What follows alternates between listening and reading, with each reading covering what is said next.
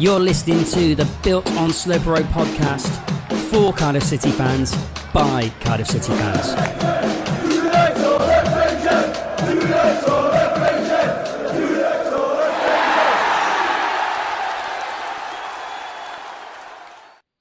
Hi, welcome to Built on Sloper Road. This is the first ever podcast from Built on Sloper Road, so we really kind of hope you like it and that you stick with us over the next kind of months, years, however long it's gonna be. You know, I'm gonna introduce you to the pod team in a second, but I just want to give you a quick brief intro just so that you kind of know where we're going from the very start. Look, this isn't a debate on rebrand. This isn't a debate on shorts. Look, it doesn't matter if you're blue, you're red. Look, the simple fact of all this is that you're Cardiff City fans. We're Cardiff City fans, and that's all we want to talk about. We want to talk about the important things like fixtures, transfers, the things that we want to talk about, the things that you would talk about down the pub to your mates. So that's what we're going to cover. To be fair, the rebrand's been overkilled. We don't want to kind of get into any more arguments or anything like that with it. So this is where we're going with it. So we hope you enjoy it and you just enjoy what it's all about. Cool. Well, look, I can't do this on my own. Malky needs an Alan Kerslake, a Richard Collins, and an Enda Barron. You can decide which one is which. But look, I'll introduce you one by one. We have Dean Rood, who you may know on Twitter as DJR_CCFC. So hello and welcome, Dean. Hello, Steve. Hello. We have Adam James, or Adam85 James, as you may know him on Twitter. So hello to Adam. Dean, Steve, hello.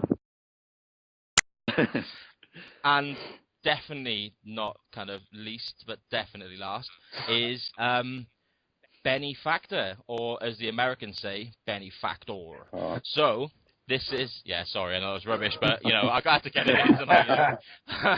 So Howell, Benny, but we're gonna go with Benny. Welcome to the pod as well, buddy. Cheers, boys. Adam, Dean, Steve. Hello. Yeah, well, listen. So the pod team is complete. So look, this is your lineup now for the next foreseeable future. So look, let's get straight into it. This is an important kind of time of the season, guys, as you know. Off the back of last season and what was, you know, on the pitch, a fantastic season for us and getting into the Premier League. I think the first thing that people kind of thought about was, you know, who was going to be playing in the Cardiff City shirt next season, you know. And quite predictably, obviously, we've been kind of linked with every player, his dog and their kids, you know, which is, you know, it is predictable. So look, we obviously can't go through every single player that's been linked because we will literally be here all night, you know. I think I've got it, Steve, about 22 players we've been linked with so far. Is it really? It's something like that, yeah. I worked it out the other day. Well, you know,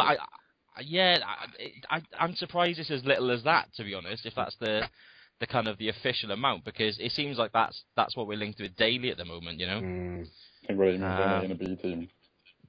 Yeah, it literally is, you know.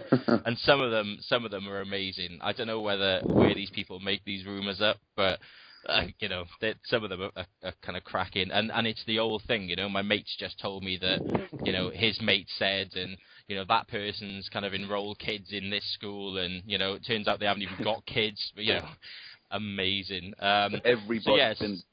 So I was going to say everybody seems to have bought a flat in Cardiff Bay over the last 3 weeks. Yeah. I know, exactly, you know. So look, what we've decided to do amongst us all is just pick the kind of more relevant ones, the maybe the bit more believable ones, you know, the ones that maybe have a little bit more. We're going to go through them. So one of the first guys that was linked originally, and it seems not to kind of go away that much, is, and I hope I pronounce this correctly, Bafétimbi Gomis from Lyon. I think I did well there. I think I managed to pull that off. Just yeah, I was going to do it in a French accent, but decided against it last second. But no, he's a guy obviously playing for Lyon. Seems to have scored a good few goals in France as well. Originally seemed to be quoted as wanting, you know, like a European team, you know, a team in Europe. but we're constantly linked. You know, it seems to be us, Liverpool, and Spurs. So, look, I'll go to you first, Dean. I don't know how you think of this one, whether this is something that you can think, you know, is going to end up kind of coming off, and whether he's going to be playing at CCS. I don't think we can pull this off, if I'm being honest. They want 12 million. Is it 12 million? Yeah, it's roughly that, isn't it? For the player that's, you know, unproven at Premier League level. The way you could look at it, you could say that our whole squad really, bar, you know, Wits and a couple of others are unproven at that level. But to pay £12 million for a striker which really hasn't really done much, you know what I'm saying? And to say, you know, 1 minute he's saying he wants Champions League football, or he wants European football, or whatever he wants, and then or money could persuade him otherwise. It just seems a bit like Dave Bothroyd. Yeah, I was just about to say Bothroyd-esque. It's the kind of, I want to be my best, but if you can pay me an extra 30 grand, then, you know, I might just have a liking for Cardiff. It just seems egotistical, and we got rid of the egos as soon as you got Malky. You know, we sort of the good eggs and the bad eggs. You know, I don't really want to bring in another, you know, someone who thinks they're too big for the club in. You know. Yeah. Do you think that's fair, Ads? Yeah, I likened him to Marcus Bent as well, that as soon as something else better comes along, he'll jump ship. He did have a crap second half of the season as well. He was linked to a lot of clubs in January, and then the second half of the season just faded to absolutely diddly squat. I can't see it happening because he's going to want, as Dina said, 60, possibly £70,000 a week. And is that going to disrupt the harmony of the squad? Why is this one player being paid so much when we got other strikers, Nicky Maynard, Fraser Campbell, who are probably on 15, 20, who could probably do exactly the same job? Yeah, okay. Benny, is that your thought process as well? I honestly think it's pie in the sky stuff, to be honest. It's Gomes. I think he's for what I can see, I think he's a good player. But then, as Dean said, you know, he's unproven in the Prem. But then, you know, so is Giroud for Arsenal. You know, he turned out all right in the end for Arsenal last season. But he both played in France. He's played in France, isn't he? Yeah. Yeah. I don't know, mate. I mean, I think 12 mil is way too much, and like Ad said, the wages as well is just, I don't know. I think as soon as I think he's using a club. I think him and his agent are using a club to try and get a better deal elsewhere, to be honest. I don't think... Yeah, look, from my personal opinion on it as well, is that I don't think this is going to come off. I think... I don't think we're the club for him. I think if he can get a Liverpool or a Spurs, he'll be happy. I think he'd probably end up in Turkey or something like that, you know, where, you know, they'll offer him football and, you know, it'll be quite decent money for him. But yeah, I think for a mixture of everything that you guys have said, I think exactly the same. I just don't see that. So we're putting that one to bed, yeah? Mapatimbi Gomes is a big no for Cardiff City. Okay. Moving on then. One maybe a little bit more realistic is Blackpool winger Tom Ince. Again, heavily linked with the likes of Palace, Hull, you know, the teams that are kind of just come up with us. So, you know, a little bit more realistic. I know he was linked with Liverpool previously. So, look, Benny, we'll kick it off with you. You know, can you see this happening? I reckon Malky does like him. Although I can see Matty Phillips more so than Tom Ince come in because, you know, Malky's tracked him since the same times he tracked Craig Noon, really, isn't he? But Tom Ince, I always found him overrated when he played us. I got to be honest. I think he's Premier League class, but is he a mid Premier League player? I don't know. I don't think he is. If Malky says so, yeah, great. But I think he's overrated for what he is, to be honest. Okay, Dean, what's your view on it? I quite like him. As Benny said, I think the few times he's played against us, he's gone missing. But I don't know whether that's because, you know, we've done a good job of keeping him quiet. Could be that he is a bit overrated, but I think it's a realistic target for us. You know, he's young, which is always a bonus, and he's still quite raw in his game. You know, with the right management, the right direction. You know, there's no saying what kind of player he could be. It all depends. It all boils down to that. How much can we get him for, kind of thing. What did Liverpool bid for him last season was? was it? Yeah, it's kind of region of about 10 million, 10 I think, million? wasn't it? You know, so yeah. So I suppose to say ads. I mean, how much would you expect to see him move for, whether he comes to us or wherever he ends up? Let's be honest. He's a homegrown player. Premier League, you've got the homegrown quotas. I can see him going for Zaha money 15. And I don't rate him. I really don't rate Tom Ince at all. I think he looks good because he's been playing in such an awful Blackpool side. I mean, he played with Gary Taylor-Fletcher. I mean, for God's sake, you couldn't get a more workmanlike striker if you tried. So Yeah. I just think Tom Ince looks good in a bad side, and it shows the fact that no decent side in the Premier League are linked with him. To be fair though, lads, anyone who can play football on that pitch deserves a pat on the back. True. That was a good pitch.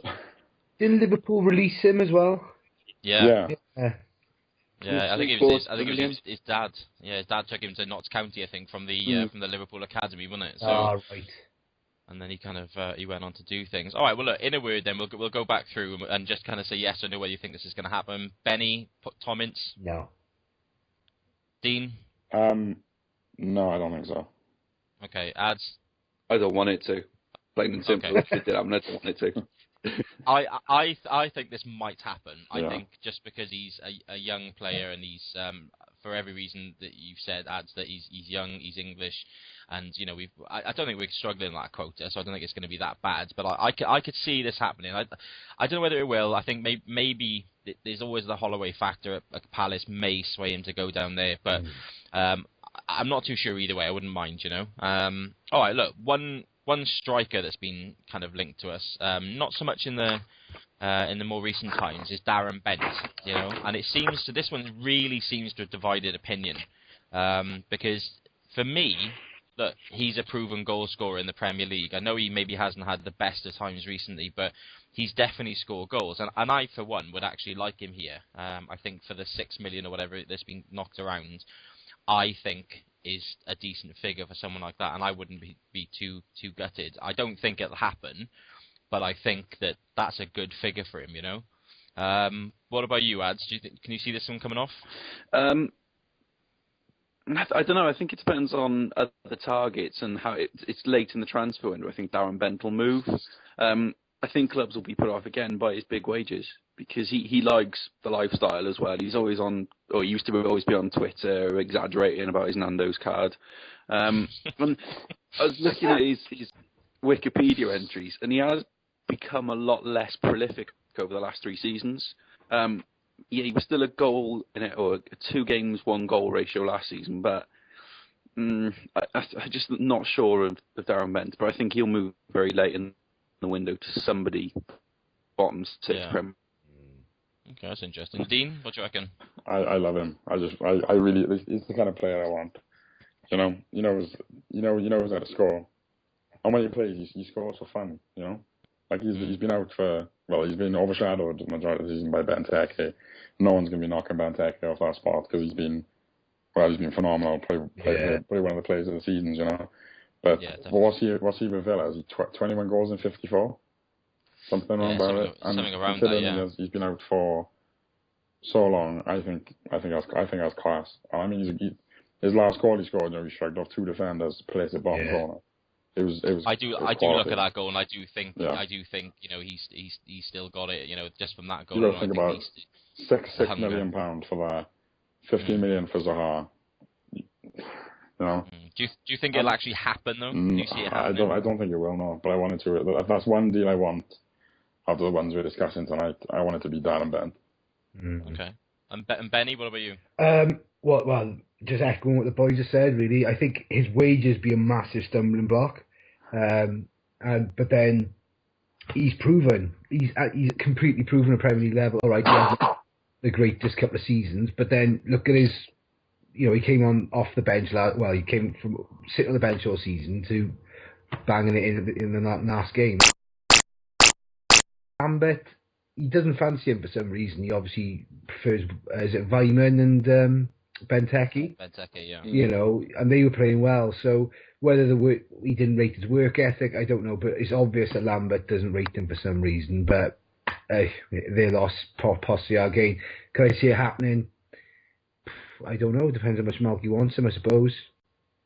Yeah, I know he's been away on holiday with Fraser Campbell as well, which I know you should never look into, and it's it's another one of those mates, kind of knows a mate and all that. But you never know. I suppose if Malky wants him, and Fraser spent the summer kind of big in the club up, you just never know. No. It's no question that 3 or 4 years ago, we were in the Championship, but even if we'd been in the Premiership then, Darren Bent probably wouldn't have come to Cardiff. So. Maybe if the circumstances are right, but okay. So we're not really kind of sure on this one. That it could happen, depends, but realistically, we're not holding our breath on there. Yeah. Sorry, Rod. You said he wants to play. If he wants to play, then he's gonna have to take a wage cut, no matter where he goes. No one is gonna. He's on something stupid at Villa. Yeah. What about Newcastle? Go on. Newcastle's thrown money at players. Joe Kinnear's there. I can see him going back up to somewhere like that with daft money. But he's not French, so Newcastle is no French players. no Joe Kinnear. That's true. All right, okay. So Darren Bent, unlikely. We'll put him under that kind of heading for now. One guy that we've been linked with recently, I'll be honest with you, I know nothing about. I had a little look on YouTube, and I couldn't really see much on him, to be fair. Is this Virgil van Dijk? He seems like a footballing centre half. He seems to have a bit of a long shot on him, a little bit of a free kick, and I think he's something like 6'4" and big guy. So there's potential there. I mean, it's obviously an area that we're probably going to have to upgrade at some time. Benny, do you know much about him? Do you think this is going to happen? What's your theory on it? Well, all I've heard about him is 13 and 14-year-olds saying he's crap on FIFA, so they've got to be. That's it then. That's it. Yeah, I'll stay well away. No, I mean, Dutch centre-halves, they've done well the last couple of years in the Premier League. You've got the lad at Spurs, I keep forgetting his name. Or is he Belgian? I think he's Belgian. Oh. Belgian, Dutch, same thing. But I think he spent a lot of time in Dutch.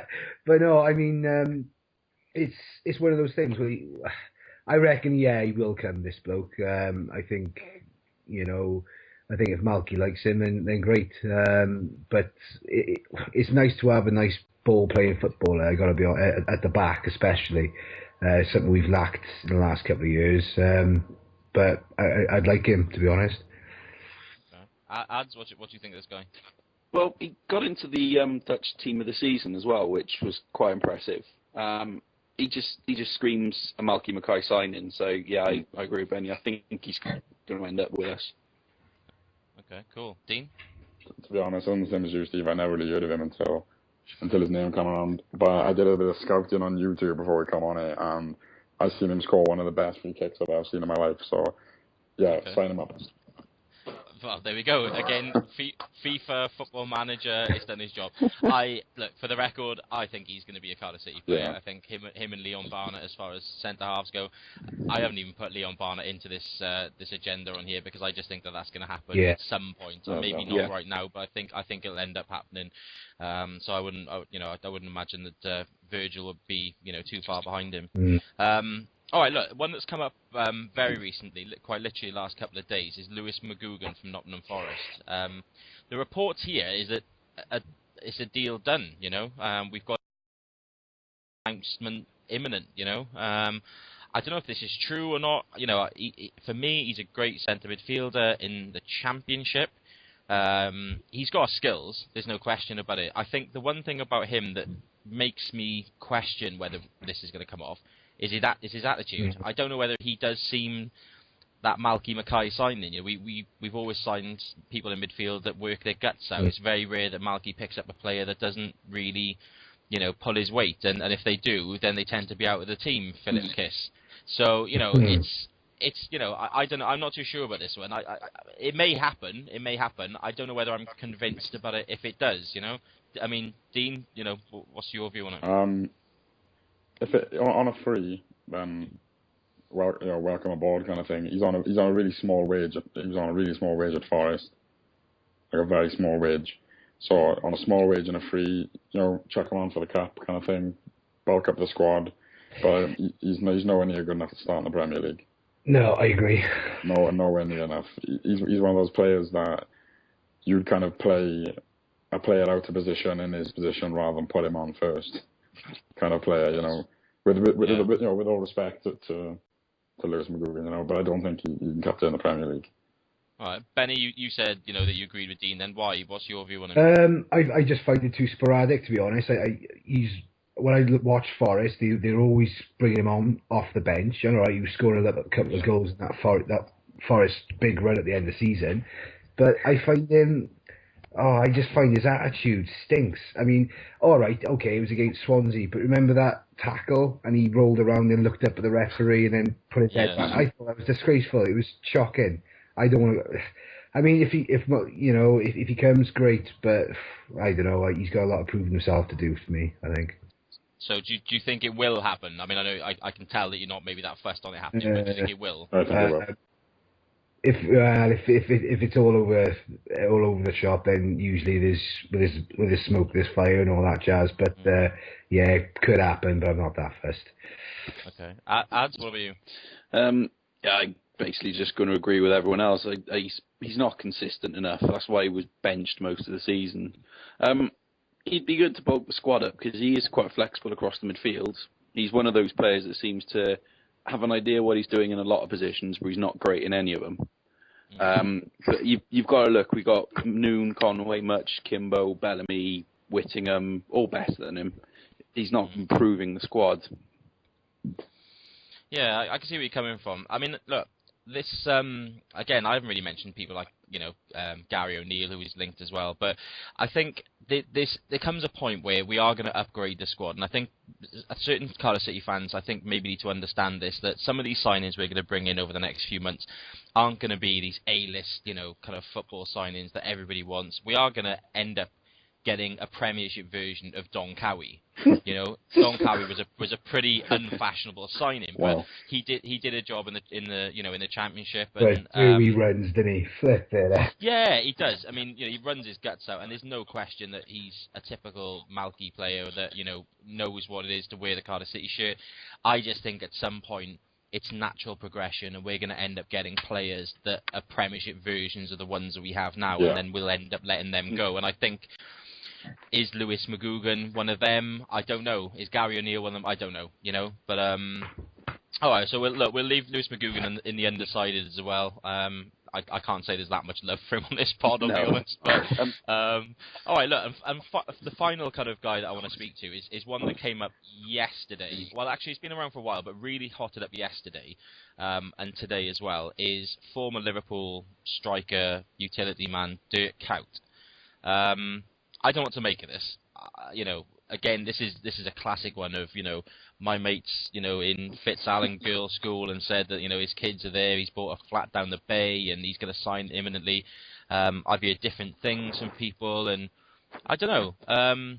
So, Ads, what do you reckon of this guy? Well, he was, again, Liverpool fans always rated him as being the most hard-working player they've ever seen. So, in relation to your point about a Premiership Don Cowie, him or Gary O'Neill would fit that mould. But where does he fit in the side? He's not particularly pacey as a winger, although he doesn't stop running, and he's not prolific. Wasn't that his problem at Liverpool in the end, that they just didn't know where to fit him in? Yeah. And how old is he? 32? No, he's older than that. He's older than that? Let's say he's 30 something anyway. Yeah. So... Yeah, it's I don't know. I'm with you. I can't see where he fits in. But yeah, he's always seemed to score massive goals for Liverpool. I mean, he's obviously scored against us in the Carling Cup final, but he's done it in the Champions League for them, and in the Premiership games and FA Cup games. And I don't know. Do we take that? Do we take that because that's what we need? I don't know. We could sign Ji-Sung Park for that because he always seems to score goals against Arsenal, but he wouldn't improve the squad. It's improving the squad and the team, and I don't see him doing that, unfortunately. Okay, Benny, what do you reckon of him? I'm big fan. All right, I understand that he's not prolific. He's either a winger or he's a target man, and it's difficult to find out what position you best play in. Will he improve the squad? Possibly not, but I'm a big fan of him, purely because after the cup final, instead of applauding Liverpool fans, he applauded us first. So for me, he's got my vote, definitely. On a sentimental point of view, yeah, he's got my vote. All right, cool. And Dean, what do you reckon? I'm a big fan. I'm a really big fan. I think as he's getting a bit older now, I don't think I'd put him as a winger or a forward. To me, he sort of like the way he can ping up a ball. To me, he'd be ideal in a more central role, but a bit deeper, perhaps in the role that we're whipping him in now. And perhaps that might give then a bit more free rein then to Witch to go forward a bit. Yeah. You know, because even though sort of ideally you'd rather play on a wing or as more like a centre forward or a winger or whatever, I think he'd do just as good of a job in the central midfield, just dropping back a bit, because like I said, he can ping balls for fun. Some of the passes he put in, like in the Connacht Cup final, you know, crossfield balls, or even just a little bit of creativity, just that little, you know, that little knock or the vision. You know, he's got the old head, so to speak, the old head amongst the new, you know, like he's got like the Gunnison, Conway, you know, they're all quite young-minded, you know, with less experience, say, than Kuyt. And I think if he's in the centre, you know, perhaps he might pick out a pass that they wouldn't, you know. I like him, big fan. If he was more versatile, you know, I don't really know how versatile he is, because, you know, I'm limited to my knowledge on him. If he can play more central defensively, then why not take a shot, you know? Yeah. All right. Okay. Well, look, I'll kick it off. I think this is going to happen, right? I don't know why. I don't know what it is, but I think this will be one of the kind of really useful signings, one that'll come off, and I think a little bit like Kenny Miller and Heider Helguson. I think this is one that Malky tends to like. And again, I think this is a Premiership version of those two players. You know, I think he likes that person, and the fact that he can play more than one position, I think is going to appeal to Malky. So I'm going to go with yes. Benny, yes or no? Is Dirk Kuyt joining Cardiff City? Yes. Cool. Ads? On the fence.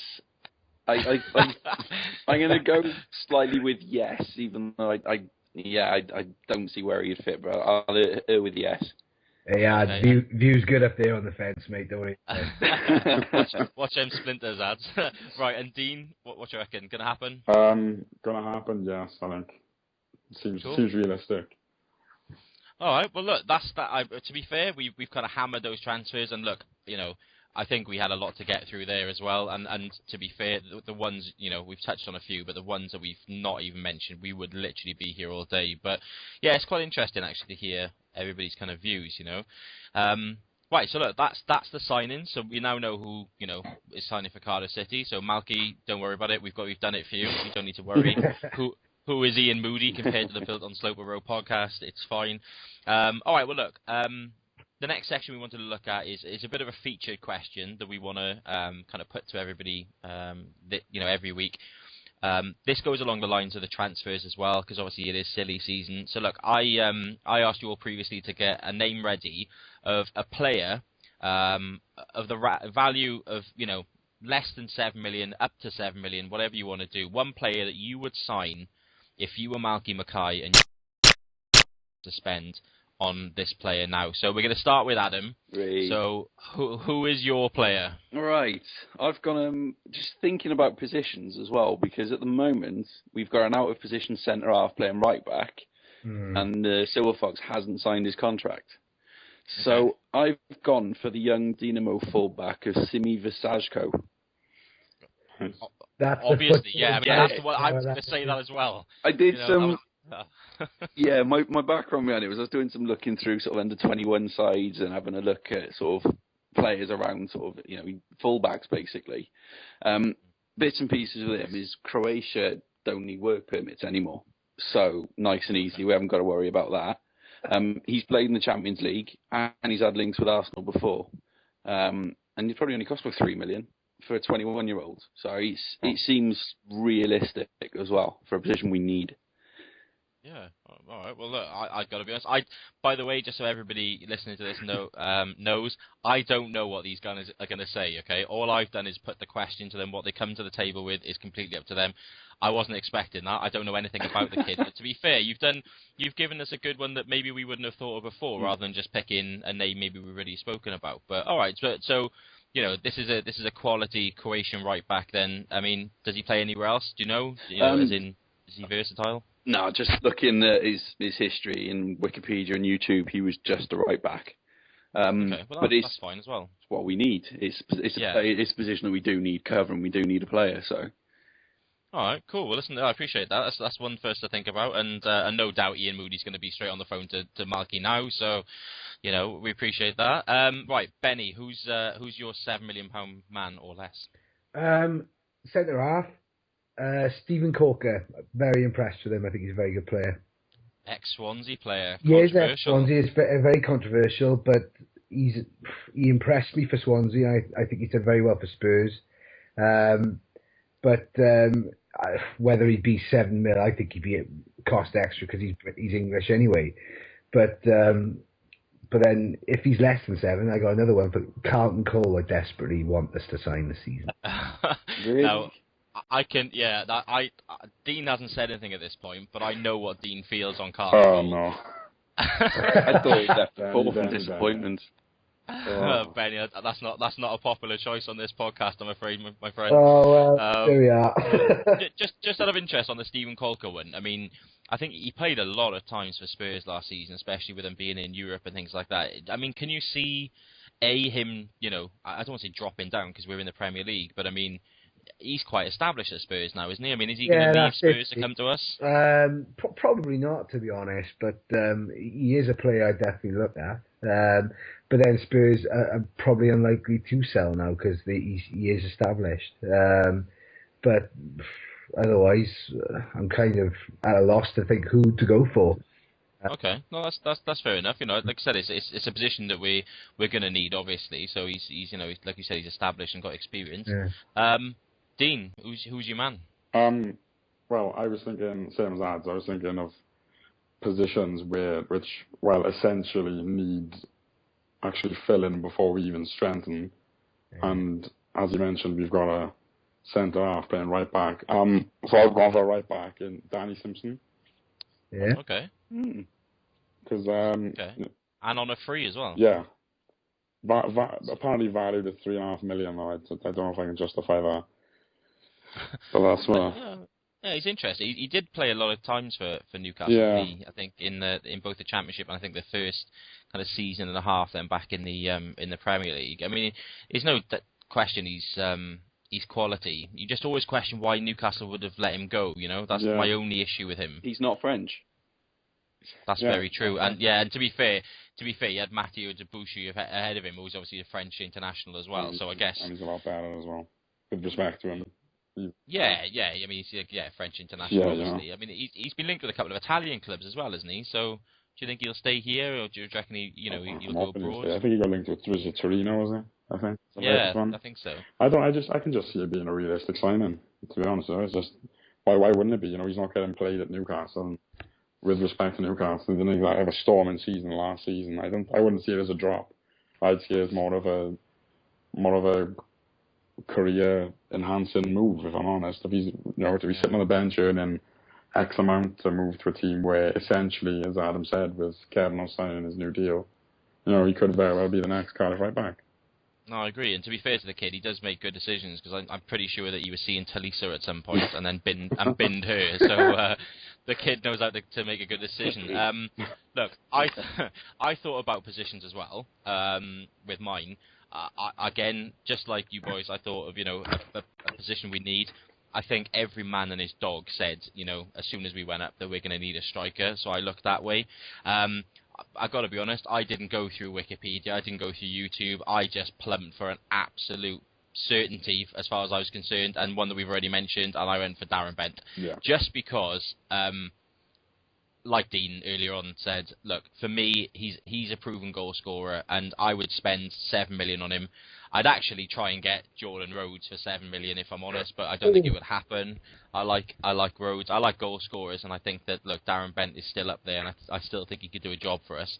So $6 million, I reckon that I'd happily spend it on him without any question, straight away. Yeah. So look, that excellent. Cheers, guys. I really appreciate you putting the effort into them as well. Some of those couple of them I haven't heard of before, and you thought outside the box and went for free. So yeah, no, I really like that. So we'll keep the feature question. We'll obviously change it each week, so we'll have another one for you guys next week as well. All right, look, we're recording this on a Monday. We are 2 days away from the fixtures being announced. Yeah. Possibly one of the most exciting times as a Cardiff City fan now that we're in the Premier League. Yeah. It's about who are we going to get. I mean, everybody's speculating. I've seen that the Cardiff City media department are doing sweepstakes on it. This is taking control now, So, look, we can't avoid this. So, look, I'm going to go through you again one by one, and I want you to know, who you want or who you think is going to kind of come out of the hat and who we're going to end up with, and and why you would like maybe that team, So look, I'm going to start with Dean on this one. So Dean, who would you like or who do you think is going to be our first day opponents? Well, I believe it or not, I thought longer and harder about this than I did about my £7 million transfer. Would it be easier for us to draw a smaller team at all? With respect, when I say smaller team, I mean like Villa, Fulham, Palace, Hull. Would it be better to draw one of those at home first, possibly get the win and gather confidence, or just get thrown straight in the deep end and draw a top 6 team away? It's getting that first win on the board is always exciting, crucial, and necessary for survival. So that's the way I look at it. I'm hoping to get sort of a mid-table team away, just perhaps, I don't know. Not at home if you're going down that route of wanting points. Not at home. Yeah, that's what I mean. Like, I'm torn between it, because do I want a smaller team at home? Do I want any team at home? Could we take any team at home? I don't think we could take, any top 6. But saying that, stranger things have happened in the Premier League. I think with all the excitement of the fixtures coming out, I just think, I'm just glad to be having a Premier League fixture, to be honest. Yeah, I was going to say that, whichever way you look at it. And we've got 38 games which we've got to play, and we're going to have to play these teams twice anyway. It obviously, in the grand scheme of things, doesn't really matter, because we're going to play them. But like you said, I think sometimes the first day encounter could be great, because look, we don't want to start the season with like Man U, Arsenal, Chelsea, Man City, do we? And kind of sit 6 games in with no points. So, that's kind of, I don't know what you're thinking. So, okay, so I'm guessing you don't really mind which team it is, but I'm just fist pumping that we're not going to get Barnsley at home. Ever. To be honest with you, your bit away, Yeah, exactly. Yeah. All right, cool. So look, we know where you are on that one. Ads, what do you reckon? Who do you want? Who do you think is going to be? Well, as Dean was saying, think about it long and hard. Think about do we want a mid-table team? Do we think of teams whose managers have just changed? Yeah. Mm-hmm. You've got the uncertainty. You've got teams that suddenly want to play in a new style. So I'd like us to have Everton away. Roberto Martinez as a manager, he'll want 5 at the back, won't he? He'll be playing Jagielka, Distan and Heitinger, and none of them can play football. I'd like to take Everton away. I think that's quite winnable, because I don't see Everton being anywhere near top 6. I can see them being possibly bottom 8. Yeah, especially with Fellaini possibly on the way out, Baines. Yeah. They'll both gone by Christmas. Yeah, they'll be out by January. They'll be well gone. Yeah, it's going to be a season of transition at that club. My brother's an Everton season ticket holder, and that's one game I'm kind of desperately wanting to get to next season. So if it's first up, it's first up. So okay, so Everton away. Okay, that's a good shout then. Benny, what we reckoning? I was thinking the same as Ads with Everton, with Martinez coming in. I think he's used to teams that play football. He's built teams that play football. Everton, they're certainly not hoofball by any stretch of the imagination, but they're an aggressive side. They're big, they're strong, and they get in your faces. It's going to be very difficult for Martinez to change that in a summer, let alone a season. So Everton, I'd definitely take them home or away. I think that would be a nice fixture for everybody. But Sunderland, I fancy. At home. That's what you think, is it? Well, I fancy Sunderland home because I think Decani was crap.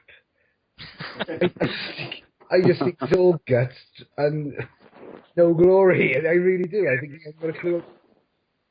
I tell you what, anybody who sits in the grandstand as well, right, will know that bit of grass that the players, whatever it is, AstroTurf followed by a little bit of grass on that patch isn't great. And if the Canio starts trying to slide down that, he's going to be in some serious trouble. He's going to be going through more M&S suits than anybody ever, So he's going to have to be kind of careful then. Look, with mine, I thought long and hard of this. I thought, look, do I want a team, easy points? Do I want the glamour tie, the fact that we've waited so long in the Premier League? Do I want like Man United home or away or whatever? I think in the end, I went for a team that obviously is full of brilliant players that play absolutely superb football. Going to be a real tough test for us. So I went for Stoke. No, look, I don't know what it is. Like everybody's got a team that they don't like, right? That you just want to beat. Yeah, and that team for everyone is Stoke. Yeah, it is Stoke, and I don't mind Stoke. I'm with Benny. Don't mind Stoke. I don't. No, really. I the way don't know. Pulis is disgusting, to be honest. So there we are.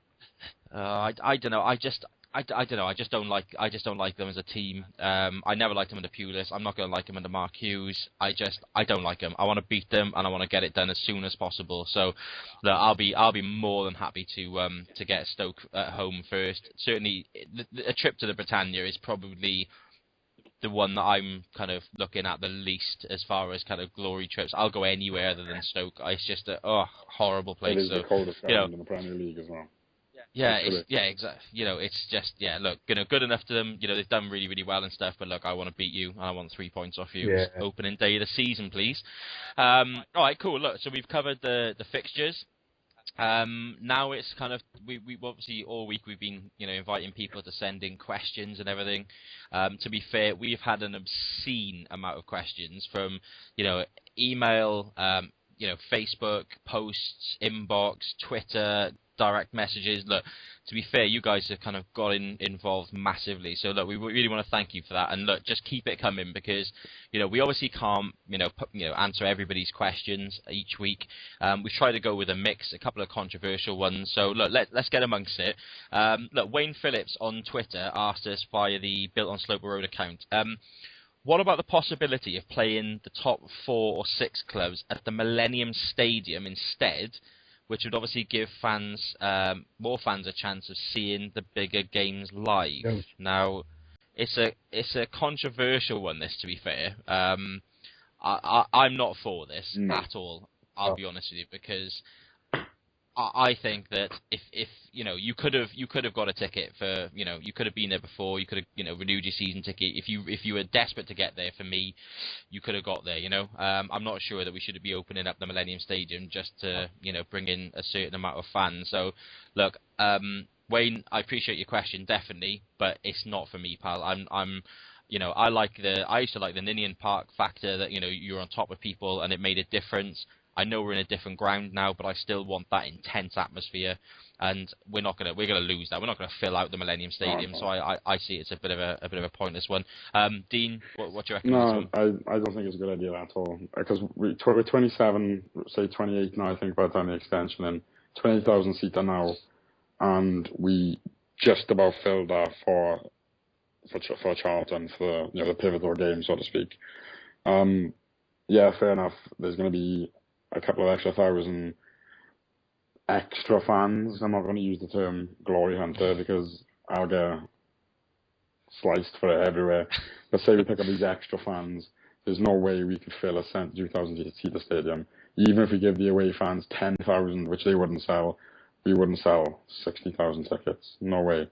Plus, I thought the whole point of us, as Guy Neville pointed out on Sky, was to make our ground a fortress, a hard place to come. Yeah. And to have the players go, what if we had, Man City, Fulham, Arsenal, West Brom, an alternate order, we'd be back and forth. Yeah. Different size pitch for a start. Yeah. I'd consider if we ever got into they do the Super Cups and things, something like that. Maybe hosting it there would be a good idea, but for a league game, I don't think so. No, too big of a pitch. Fair enough, Benny. Same again for you? Absolutely not. And I'll cite a historical reason for this. Do you remember Arsenal playing at Wembley in the Champions League? Yeah. It was disaster. They couldn't fill it. They crashed out of the Champions League in the group stage. It was just disaster, not for me. And plus, we'd have to get all the puke from the Rihanna gig out to the pitch first. So, no, not for me, mate. I think that's a really bad idea. Good question, but no, not for me. Yeah. Okay, fair enough. Ads, is it a full house? It is a full house completely. My massive concern is we'll have to run a Fulham-style neutral end to cater for the plastics walking around Cardiff. There's already plenty of plastics trying to get a season ticket just for the bigger fixtures, despite the fact this is completely rubbish. I want to swear, but I'm just going to say it bollocks. Right, okay, so look, Wayne, look, thanks for your question. It certainly caused debate amongst the pod, so we appreciate that. But look, it's a bit like Britain's Got Talent, mate. It's 4 no's from us on this one. Right, Ben Jones got in contact via Facebook. He's asked, with imminent incoming transfers, who do you expect to leave the club? Which is fair. Something I touched on earlier with the natural progression of the squads and everything. So, ads are coming. Leaving other than the obvious free transfers that are already going. Here we go. Do you want me to just reel my list off? Yeah. Oh, right, okay. Yeah, go for it. I've gone for sell you've Tommy gone quiet, Smith, sell Simon, try and find Kadeem Harris and sell him, sell Don Cowie, farm Etienne Velicon out to anyone who will have him. I forgot about Velicon, yeah? Yeah. Who? Yeah. Loan out Gested. Possibly to a League One or a Championship club just to get him some game time. Loan out Rolls, loan out Kiss, and I can see us struggling to hold Kimbo Kyung in January. No. Right, okay, fair enough. Just to confirm, you did say Champions League for Rudy, yeah? No. Square Premier, if anything. But no, League One or Championship, drop him down a division just to get him game time. Okay, fair enough. So it's, I mean, to be fair, you've touched on most of the fringe players, bar Kimbo Kyung, obviously. So you kind of see those kind of players going, yeah. I think that's a fair assumption, isn't it? Like I said, it comes back to this, progression and everything. Dean, what about you, man? Who do you think? Who do you think is going to be kind of leaving the CCS? Leaving on terms of loan, I think, as Adam said, send Rudy out to League One or Championship or something, get a bit of experience. I can see Rawls go in, as he said, if you can find Kadeem Harris anyway. Throw him out there, see if anyone wants him for the season. I can see Kiss leaving, to be honest with you. Velicon, yeah, I know it didn't really work out, and I can see Don Cowie going too. Don Cowie, yeah, I can see a sad Don Cowie. I got to be honest, I'm massively agreeing with Don Cowie. I like him. I think he's done a fantastic job for us on occasions. Great in his first season. The Sheffield Wednesday away game towards the end of last season did a job. Came in. I think his days are numbered. I'll be honest. Yeah. So that's fair as well. Benny, what about you, man? See, I agree with you about what you say about Don Cowie, but Malky will not sell him. I can't see him selling him. I think Rudy. I think he'll stick around for some of the season. I think he'll be farmed out on loan to the Championship. Philip Kiss can go slice someone else in half in another country because honestly, I think he's crap. Loves the tackle. My missus, he loves the tackle. My missus loves him, but I just think he's crap. But, Tommy Smith, who was a massive disappointment for me this season, beginning of the season played well. Later on, I thought very disappointing. I think he's going.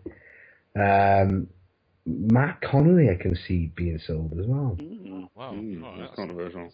Yeah, it's controversial out of nowhere. Why Matt Connolly then? I think he did a great job for us last season, but I think he's been shown up in the Premier League for not as good as he should be.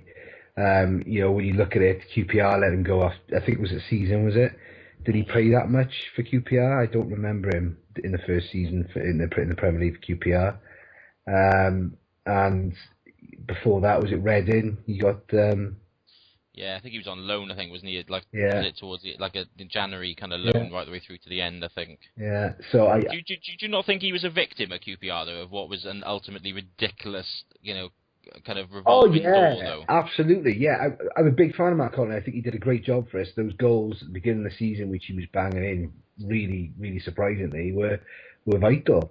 But as a Premier League player, No, not for me. I don't think so. I think he got caught out a few times last season. Blackburn comes to mind.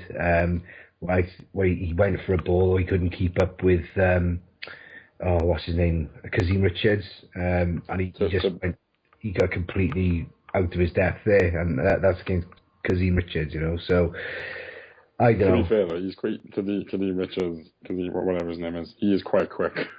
Oh yeah, absolutely. If you catch anyone flat-footed, I think anyone would struggle to keep up with him. Yeah, he just got caught in two minds. He didn't know what to do. Yeah. I think someone better than Kazim Richards, I think he's going to be found wanting. Oh yeah, definitely. Personally, I think Connolly. I don't think Connolly will go anywhere. I'll be honest. I think his versatility is good, and look, maybe he's one of those players that he does maybe deserve another crack at the Premier League, and maybe under a centre half like Malky, maybe he's going to have that kind of better guidance. Because let's be honest, for me, Mark Hudson and the Malky Mackay has gone on to a different level, and I think, and he tends to do that. And obviously, being a defender himself, he kind of knows those positions. All right, he's out of position, he's playing right back. But if there's one manager I trust to kind of bring him on, and maybe we don't need that many centre halves. We're talking about Van Dijk, we're talking about Leon Barnett and things like that. Maybe we need to forget that maybe just a right back would solve that centre half problem, because maybe Connolly would actually be all right, in the Premier League. We don't know, it's the jury's out obviously on that one. Yeah.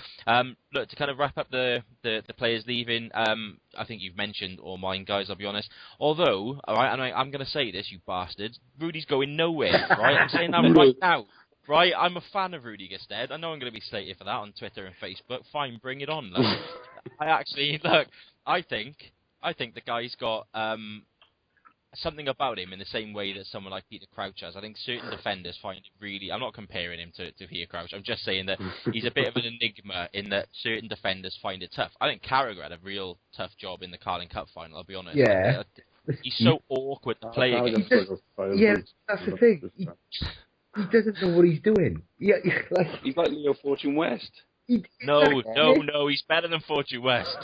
50 pence said you don't know where it's going to go. That's it. He fools defenders because he doesn't even know what he's going to do next. To be fair, right, I'm gonna listen. You lot are horrible, right? You're not coming back next week. I love him. I love Rudy. Don't get me wrong. Listen, right, he's like my love child. No, listen, Rudy, right. For me, I actually think towards the end of the season he did a really, really good job, and actually surprised me. I think that he did go up for a lot of balls and knock them on, and all right, they got to play or whatever. But actually, I think his all-round game seemed to have come on massively, and I think working under Darren Campbell, obviously the former 200 or 400 meters kind of athlete, I think that actually had a bit of an impact on his game last year, because he kind of worked on his technique, and I thought he got to balls that he might not have got to before.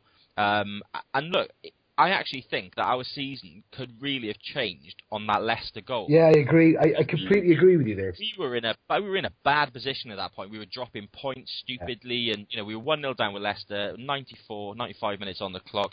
He gets one into the ground, up into the net, and I think I remember going away from that game thinking it was like a win. It felt like a win that night, and he can do things like that. Now, all right, he's probably not going to be able to do that in the Premier League, but I wouldn't send him out anywhere. I'd keep him just to, for the games like Stoke and things, where we maybe need a little bit more up front, or even just for the last 5 minutes of a game, just to have some height, because unless we bring somebody in, we've got no height up front whatsoever, and I think that alone is maybe just a reason to keep him around, unless, obviously, he goes and brings in Kenwyne Jones or somebody that's going to go and win the ball. No, I know, I don't want him, but, Good Welsh team.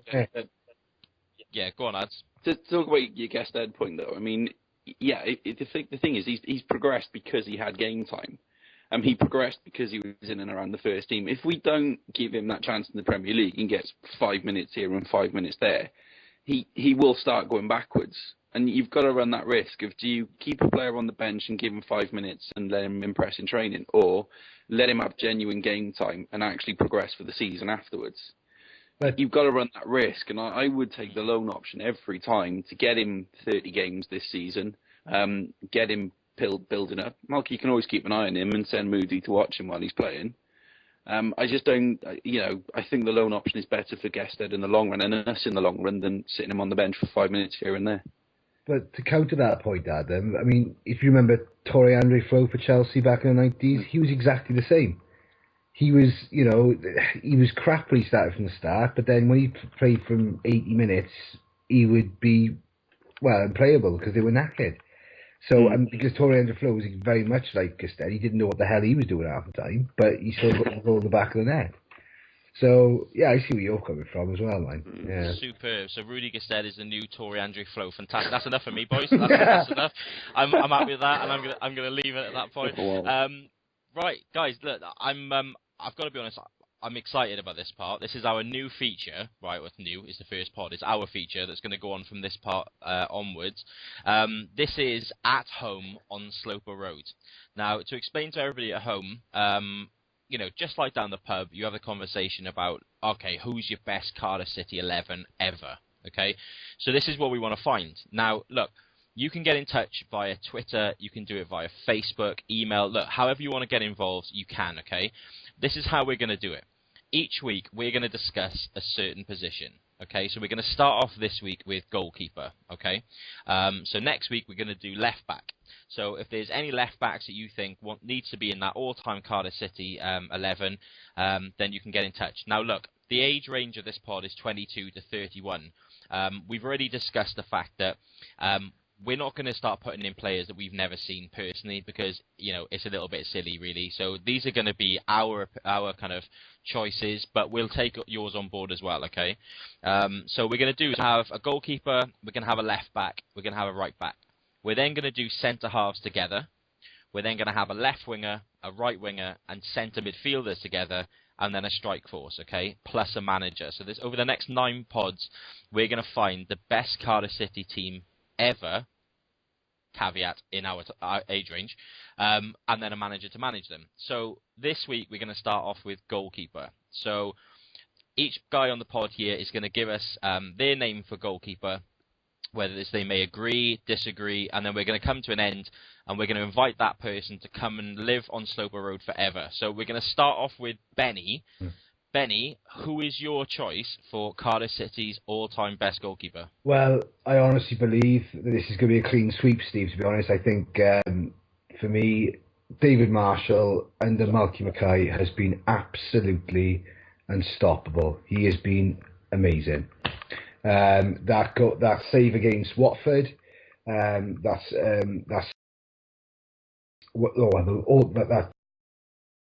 the opening day of last season was spectacular.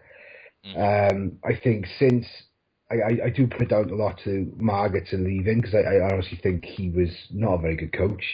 I think Dave Jones went, yeah, go on, have a coaching job if you want, Martin. And he's gone on to Wales, but look, I mean, under the new goalkeeping coach, I think David Marshall and Tom Heaton flourished. I think, for me, David Marshall, by far the best goalkeeper I've seen at Cardiff City Football Club.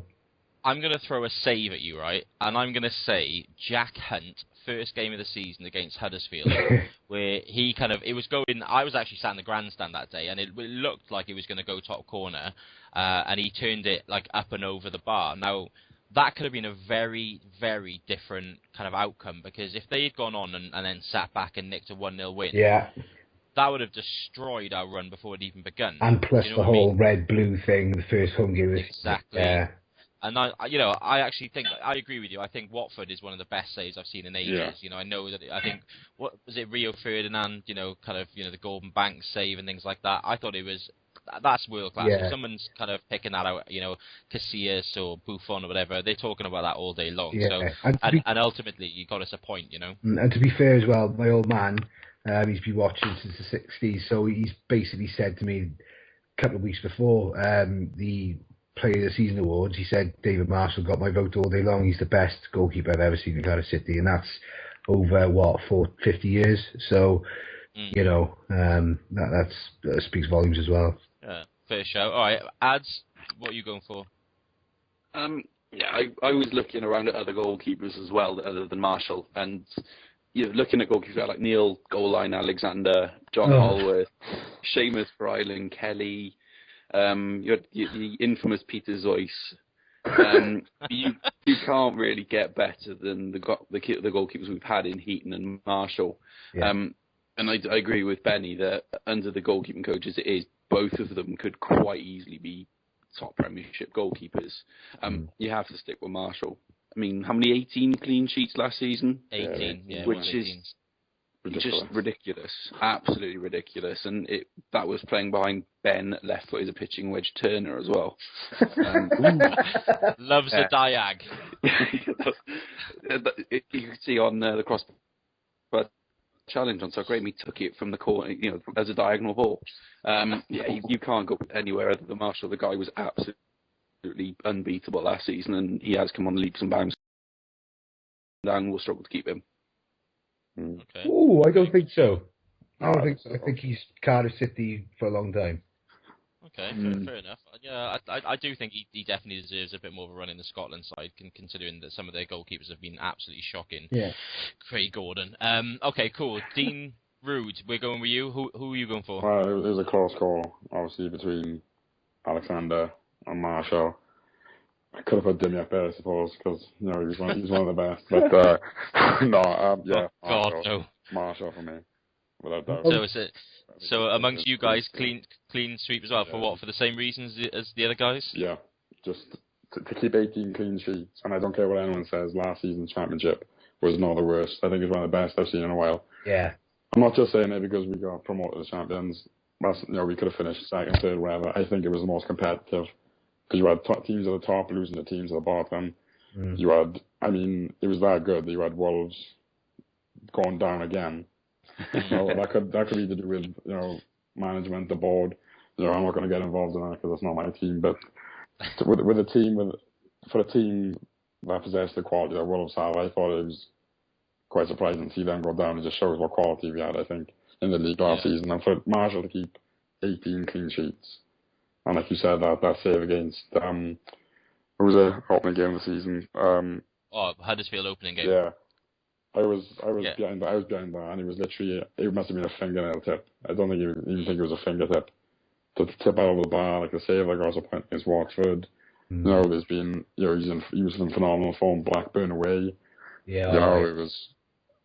Yeah, well, I think it is a clean sweep. Yeah, so I think you'll say. Okay. I think you'll say Marshall as well. You think I'll say Marshall? Yeah, definitely. Okay, well, I did go for Marshall. Yeah. However, it was very close between him and Pat Mountain, I'll be honest. Nobody remembers him, obviously. Okay, he was from Llantwit Major, right? He was originally from Ireland, came over and lived in Llantwit Major, and I think a bit like Jordan Santiago, never ever got given a game or anything, but he may have played one of those kind of terrible FAW Cup games that we used to play, the Super Furry Animals kit and all that. But yeah, no, he was dreadful. So no, look, I went for Marshall as well. I tried to think of all the goalkeepers that I'd kind of seen in my time. Tony the Axeman, I remember just being an absolute crazy guy. Would never watch a penalty. Used to look at the Canton stand every time there was a penalty taken. John Horworth, with his beautiful blonde hair. Used to. Yeah, Aslan. I like that. He kind of going around, and yeah, look, it comes down to, the fact that the goalkeeper that was in place that took us to the Premier League and actually arguably outperformed anybody last season. Yeah. And it was a close call. I'll be honest with you, my player of the season was Hudson, even though he missed a little bit. Whether that's because I've got a little bit of a lower fear for our captain, I don't know, but I thought he was sensational early on. Marshall obviously was, throughout the season was better, so it really was a close call between those two. As good as the season as it really was down to those two. For me, I think that the 18 clean sheets and stuff was just amazing. And when you look back at some of Marshall's saves this year, as he said, you kind of look, when you go to sign a player, we've said it on here, you tend to look to YouTube. I don't think you need to look any further than if they just did a show reel of this season. Forget about what he's done in the past and all the other great saves he's made. Just this season alone, you'd sign him. I think there's something in that we may struggle at a certain point if we come down. If we stay up, there's no question. He's really come on. He's built himself up. He comes for crosses more comfortably now. Yeah. I mean, 2 seasons ago, he was getting pillared, by the way. He was he was in and out of the team. Even last season to some degree. I think if it was this season and we'd had a long cup run, I don't think Joe Lewis would have played every game. No. I think you'd have had to put Marshall in there. I think last season with Heaton, I think Malky just wanted to repay Heaton a bit of faith for not starting the league. However, I think he came in and he went, Marshall, you're my number one. I honestly think he said that because you could see that from the West Ham game all the way through last season. As soon as Marshall got that number one jersey, Malky was not going to drop him. There's no way he was going to drop him. You could see that. But it's not because he wasn't going to be dropped. It was because he was just awesome, full stop. He's been awesome for the last 2 years, Marshall. He's been superb. Yeah, yes, he's While been excellent. we're on the topic of Marshall, there'll be someone listening now who told me that Marshall would never maintain his place after this season now and said that he couldn't dive. So Okay. I just want to pinpoint that person. I'm not going to name names, but I think Maybe you should name drop Dean Rude. Maybe you should name that person. I don't want to do it. Okay, fair enough. okay, but yeah, but they know who it is. They know who they are and they know that they're wrong. So the other thing I was going to raise, Steve, as well. We've not been exactly blessed for goalkeepers in the last few years, have we? No. Dimmy can stop a lot of shots. He was awesome. Stuart Taylor. Stuart Taylor wasn't that bad. Ross he was better than Turnbull. Ross Turnbull and Peter and Kasper Schmeichel. David, Well, I'll tell you something now. David- Stuart Taylor went on to play for Man City, and Ross Turnbull went on to play for Chelsea. Ross Turnbull So- has won everything possible as well. I know. I don't think he's And ever he's without a played club. in about 3 games. Yeah, I know he's been released. Maybe we should get him back. David the Arse Ford. Yeah. Massive. Look, Republic of Ireland International. Yeah, right, how? granted. How? I know. I know. I mean, look, I don't care if Shay Given's left leg is falling off. You'd have him ahead of David Ford. But he seems to play. Look, he plays in loads and those games. He played in an FA Cup semi-final this season, and Wow. you just amazed at one of those players. Yeah, no, you're right. We haven't had the best goalkeepers. I mean, look, for me, one of the worst I've seen. Harsh because he's a hell of a nice guy, but Michael Oakes was terrible. I've never seen a goalkeeper, right? If the ball was even 3 yards inside the post, he couldn't get to it. He didn't keep a clean sheet for us. No, that's true. Is that right? Yeah. He didn't keep a clean sheet. We had him against that game where Kevin McNaughton scored that screamer. And I think he was in goal there. Hereford. Yeah, in the cup. And he let one in. Won the cup against Hereford, that's the one. Yeah. He was crap. He was awful. Did he really not keep a clean sheet? I don't No, remember I don't him think Adam, I think you're right there, mate. He didn't. Oh, wow.